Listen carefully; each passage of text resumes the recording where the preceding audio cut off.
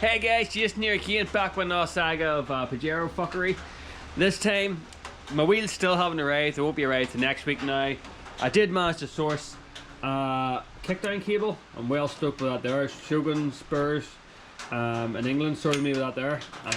50 quid delivered, which I thought was acceptable. And I have a new sensor for my cooling temperature sensor. Hopefully this will make my original glow plug circuit work, so I'm really excited to try that out. And yeah, it's bucketing down outside, so don't really want to go out and wash it just yet. So I'm going to put the sensor in first to see how we get on.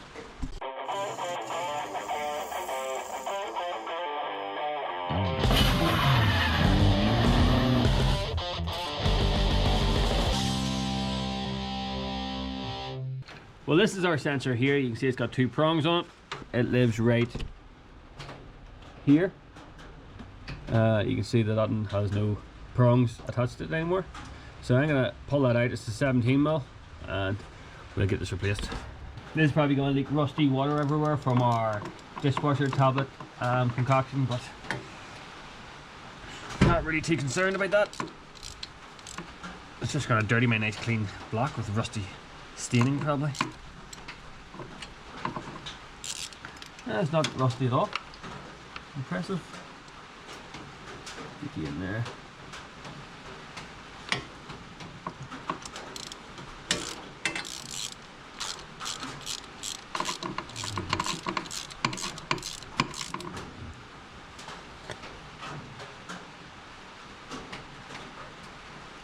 There we go. Beautiful.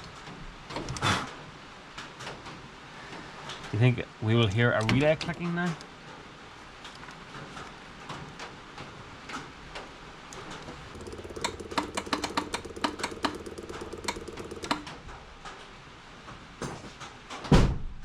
Or not. Maybe the fuse is blown or something. We'll do a bit of investigation on that. See if we can find out where the glow plug fuse is. That's unfortunate. But at least the sensor is being replaced now, if anything. Well, after that utmost devastation that didn't work, I think we should really put a skimmer filler over this here before we get the car wet anyway. So skimmer filler over that, and then there's a few bits around the rear pockets that needs fillered as well. I don't think you need to watch me put filler on. I slapped another layer of filler on this here after sanding it back, and I'm now draining the power steering fluid, apparently all of the ground, but most of it should be going in that barrel. It actually looks a lot redder there now, but it was pretty much black when it started draining out. Hopefully tonight then we'll be able to get this cross brace off, get the sump off, get the cable in, get the filter changed, get the sump back on, fill it up, and get the cross member back on again. I don't know how long it's going to take, but I feel like I should be able to get it done in a few hours. A couple of hours, maybe 3 hours. It's not that many bolts, so it shouldn't be take that long, right? If they all come out. So yeah, I'm not really going to record myself taking this cross brace off and taking the sump off, but I'll show you what sort of carnage is inside the sump. Before I go into the car and show you what's going on under there, I'm going to show you this. This is the filter I took out. Well, this is the new filter. This filter looks very washable. You wouldn't have to buy a new one. I'm only using the new one because it came with the car. You could wash this in some thinners or give some blasters, brake cleaner, and use it again. But there's nothing really overly concerning about this filter. The only thing is here it's got a wee bit of stuff in it, but that's not too bad. This is my kickdown cable now. This is where I've cut it here, but this is still seized inside there. So yeah, but that's okay. We've got a new cable. I'm gonna put the new cable in first. Oh, new to me cable. Where to put it? So here it is, and it's all moving freely. So first thing I'm gonna do is go underneath and pop this area here in, and then I'll try and catch this here. I do have it held. Well, I'll just go under the tree here because it's hard to explain. So that cable comes down through a hole in the top here, and then you put the cable into, I don't know if you can see in there, but there's a wee, like it almost looks like a wee throttle arm for a carburetor or something out there, or a throttle body, but that cable loops into there. So I have this held with this sort of concoction here. It's just a screwdriver and a socket holding it. So I'm going to try and pop this cable in from the top here for 2 seconds. I really want to set you up and show you what's going on here, but it's kind of hard. I'm trying to do it with one hand.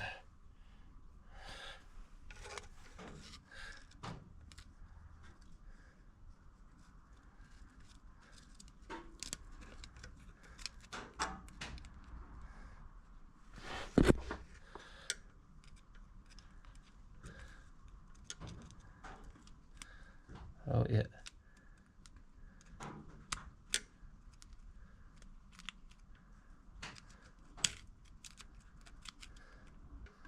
The cable is now in the wee rod, but I need to get it into the hook. Now, there we go.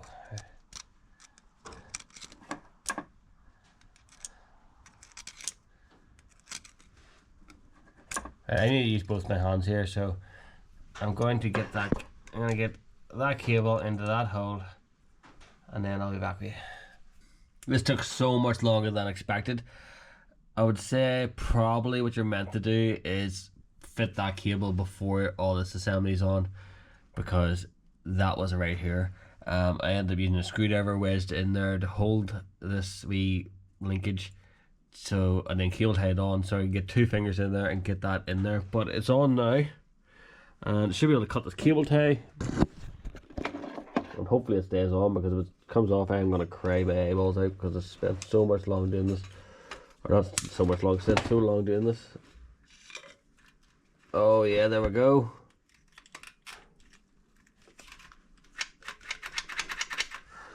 So you can see that.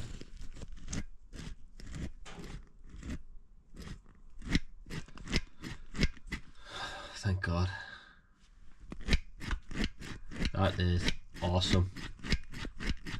Would like to do it again, but it is in there anyway.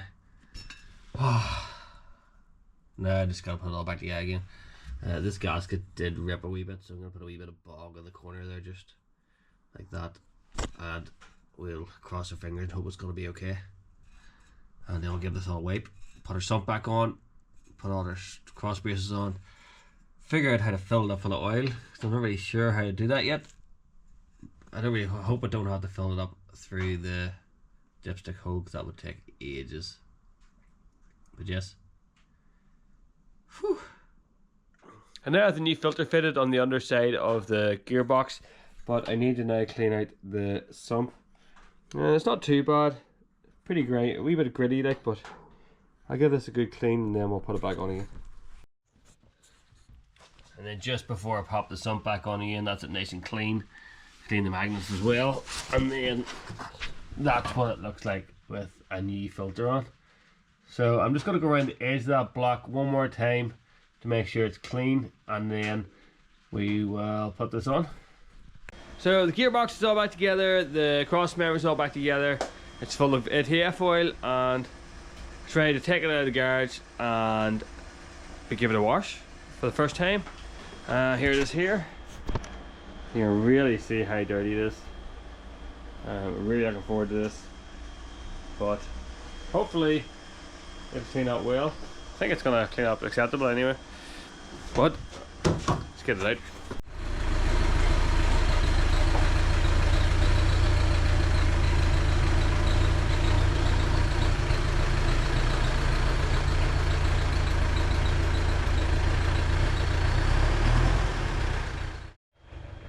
So the first thing I'm going to do is go around this with some raw TFR before I even attempt to start cleaning it. Okay, one last look around the filth.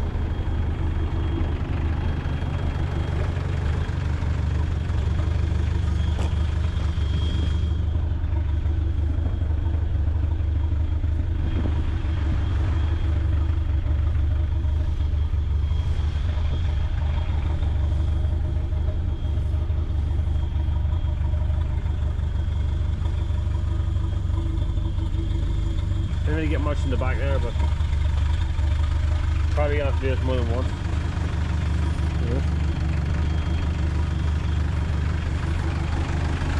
The raw TF4 seems to be pretty effective at this. Right. Put the turbo on the pressure washer and see what we can destroy. We'll start on the windows first.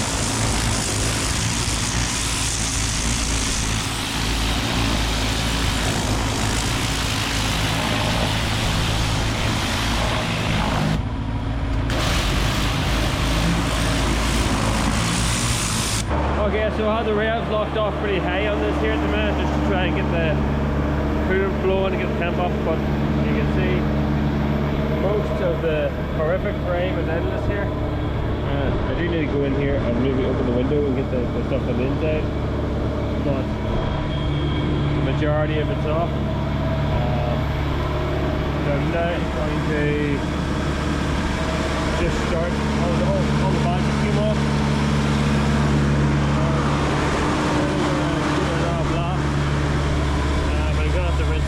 Rinse down the MX bang and case car because it's already covered in grey at the minute.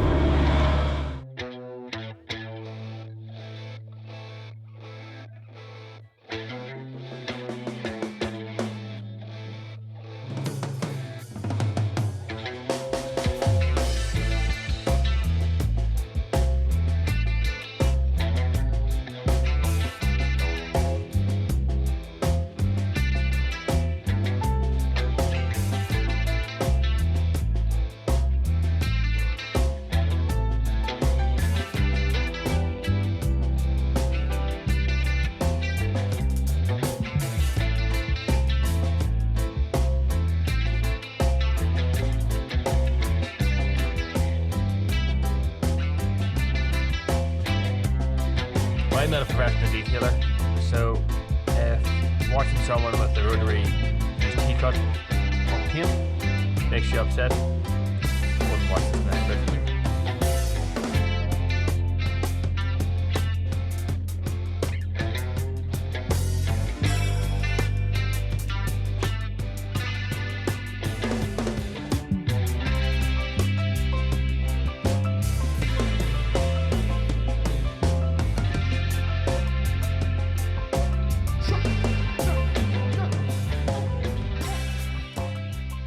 here's a little side-by-side comparison.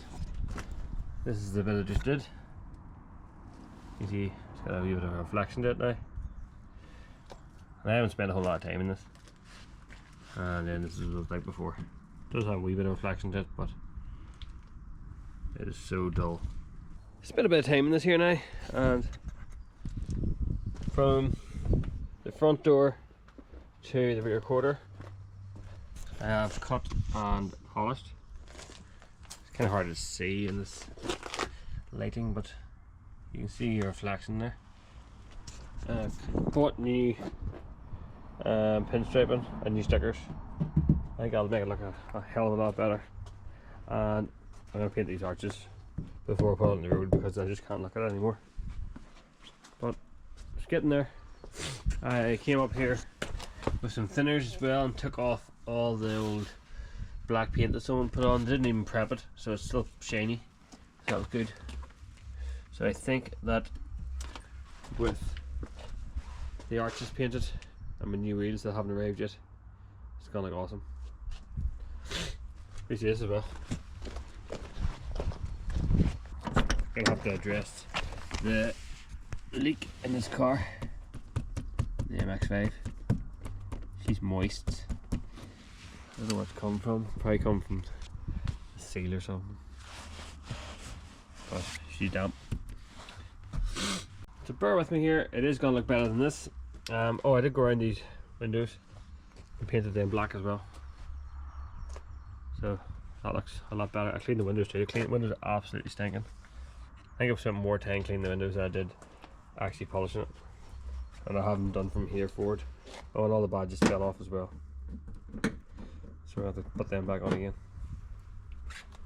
These arches really let down. It's unfortunate. But we need to paint this anyway. So we'll order a litre of paint and we'll do all 4 arches on the 2 bits at the back, and there's a sill on the outside he's done. This one here isn't actually bad at all. It actually has a bit of shine in it, but we'll do them all. We'll just take them all off. Didn't really want to take this one off because I noticed something horrible on the head behind it. I said that wing's rotten along the lip. But yeah, I'm gonna put it back in the shed again now because I feel like it's gonna rain.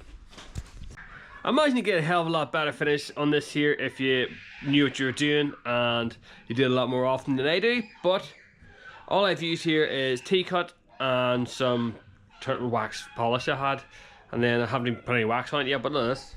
So you can see the plain difference between what I've polished and what is the original paintwork, or what was left. So that's a big difference. It's gonna look a hell of a lot better and fresher. I say I've done around this side. This is as best as I can get what's left on there or off, but we'll just stick the badges back on top of that again. It's pretty flat now. I did take all the black off the sill as I said before. I think that looks really good.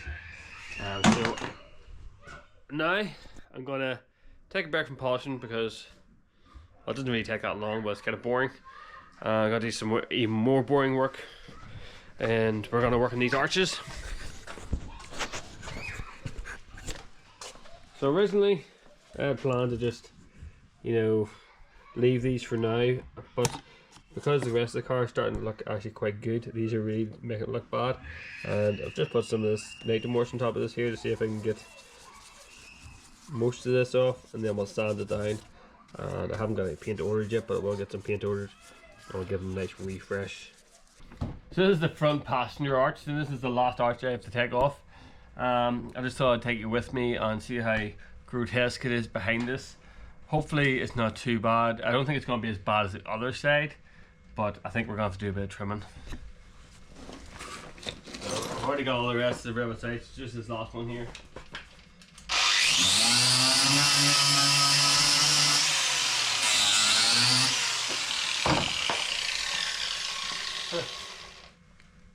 I must have dropped my 10mm socket down inside that there. Handy. At least I found it.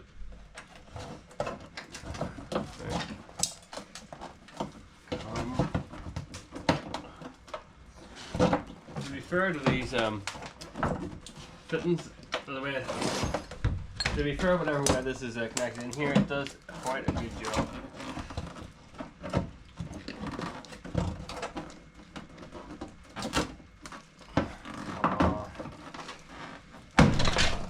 Oh.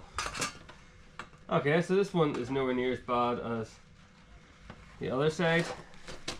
It's obviously rotten up here, but most of it's good. So I'm going to trim back this here. I'm going to buy some U-channel and just slide it over after I tidy it up. And then I'm not really sure how we're going to connect this back up again yet. I know I can use these ones, but I feel like just connecting it to this plastic inner is going to be okay. But that is pretty gross.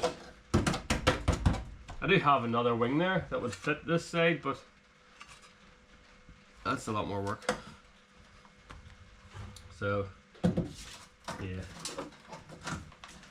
Not great, but it's not horrible. Just glad I don't have to weld this side. But I could fix this. Don't get me wrong, but I'm not gonna. I'm gonna cut it off. So, no one's painted these front ones, so these just need a quick scuff, thankfully.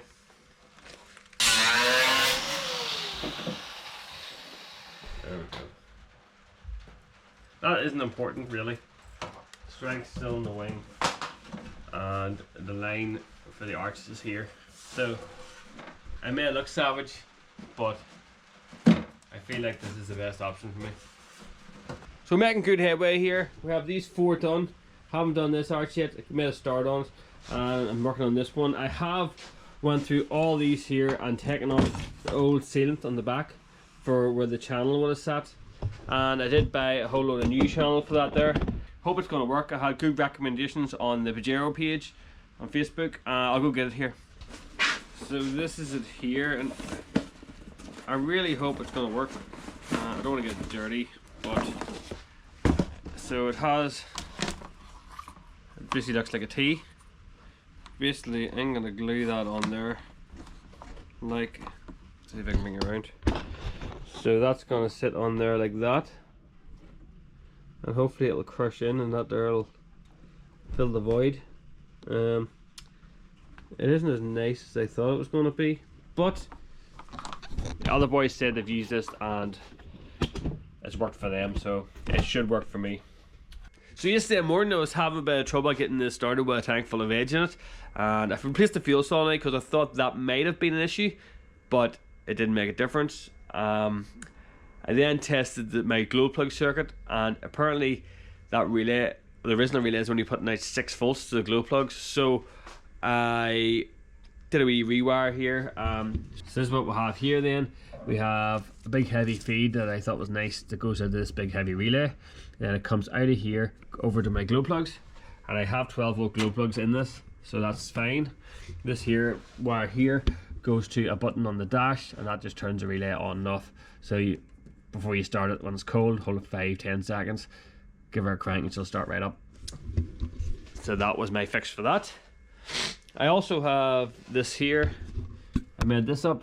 So this is the old sensor, temperature sensor, and I've tapped the inside 1/8, and this is me testing out this earlier. That'll go into there.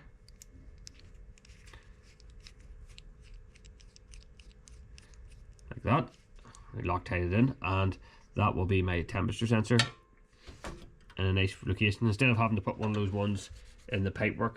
I think that's the nicer job. So I'm going to continue sanding, but I'll finish off sanding these arches, then you can come out and I'll talk to you about the work I have to do on the rear pockets and a wee bit on the front wing. That took basically 2 or 3 hours to do that there, which is devastating really. I also have to take off the bottom scoop, which I haven't done yet, because the bottom scoop, all the paint's all gross on it, so if I'm painting things I may as well paint the bottom scoop as well. Can't believe the difference in that still. Really looking forward to finishing that off. And then I have this to sand, this to sand, because that's where we were doing the welding. I didn't want to leave like a dirty old weld seam on it. We have this sill end here where we repaired, so I've put a skim over that there, and then we have this bit here as well. This bit looks kind of rough now. I don't remember doing. Oh no, what happened here? The filler started to dry when I was doing this. That's why it looks so scabby. But we're gonna sand it off anyway. So yeah, filler's not 100% dry yet, so I'm gonna go in and get some dinner. So I started sanding this a wee bit, just to take the high bits off, and that's needs a wee bit there, but that's not too bad. But what I'm actually working on at the minute is these arches then, because the inner lip is gone on this original arch. Obviously we need to find a way of holding this on, and how I've done this is I put 2 rib nuts into this inner splash guard, and that is not going anywhere. So I'm going to do that at the outside as well, and then we're pretty set for the mounting of our arches. Like, I don't think that's going to go anywhere at all. Happy with that. So I'm going to do that again on the outside. So it's pretty simple then. 2 rib nuts into this inner splash guard, and it holds the arch on. Right, kind of shot ahead a wee bit here, but bear with me. So I have all these arch trims now in plastic primer and then a wee skim of filler primer. I also have all the filler work done, and these are all in filler primer as well. I had planned to come out this evening and sand this here, but it's not quite dry yet, so that's not plan out the window. So I think I'm going to go inside and try to edit this mismatch of clips, and hopefully I can make something worth watching out of it. But that is our rear quarter, rear pocket, all nice and smooth. And then this is the sill, it's all done as well. So I'm pretty happy how I'm getting on here. I just realized I forgot about this. We're gonna do that at a later stage. We're not in a rush for that. That's annoying. I could have had that done. Oh yeah, boy Ryan, I know he does this sort of thing for a living. He says that if you're stone chipping something, you really need to put paint over top of it, because the stone chip like holds in moisture. So I got this tin of, what is it, Pajero P100 semi-gloss black, and I've went around this wheel arch just to see how it dries. I just brush painted it on, so I've done that. I could colour code them, which would be nice I suppose, but Steven's been on my back about colour coding them, but I think black kind of looks cool. But we'll see how we get on. My trim arrived for around the arches here, so we can do that. Although I haven't sealed them up yet, but I'll show you what I mean. So this is the trim stuff I have. You probably can't really tell what it is right now, but when I open it, put your eye on the stand here. Let's rip it open. So this is like a U channel I got there, that you can just slide over top of metal. So I'll turn you around here. I'll put you onto the wheel arch. So this is all pretty horrible looking. So if I get this and start here, obviously I need to take this off again, and we're going to put primer on this here and seal this edge up. But for now, we'll slap some of this in just to show you what I mean, because I need to cut the length anyway.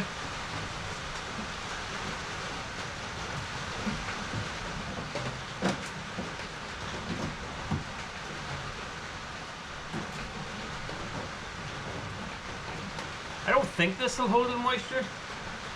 Hope it doesn't. But it does look a lot tastier.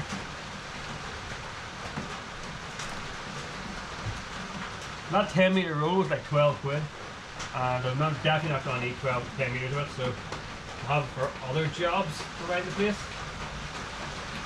I do need some for the MG, so there's that.